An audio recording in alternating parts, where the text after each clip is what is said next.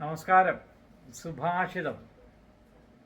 സ്വഭാവം ന ജഹാത്യേവ സാധുരാപദ്ഗതോ അപി സൻ കർപ്പൂരഃ പാവകസ്പൃഷ്ടഃ സൗരഭം ലഭതേതരാം.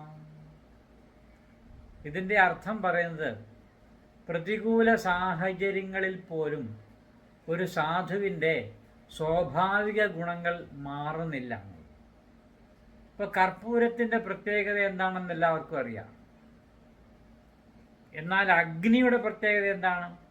എല്ലാത്തിനെയും ദഹിപ്പിച്ച് അതിൻ്റെ എല്ലാ സവിശേഷതകളും നശിപ്പിക്കുന്നതാണ് അഗ്നി.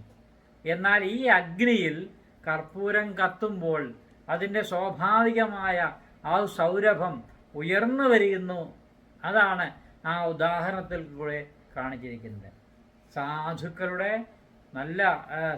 നല്ലവരായ സാധുക്കളായ ആളുകളുടെ സ്വാഭാവികമായ ഗുണങ്ങളെ ഏത് പ്രതികൂല സാഹചര്യമാണെങ്കിൽ തന്നെയും അതിന് യാതൊരു വ്യത്യാസവും സംഭവിക്കില്ല എന്നാണ് ഇവിടെ ഈ സുഭാഷിതം സൂചിപ്പിക്കുന്നത്.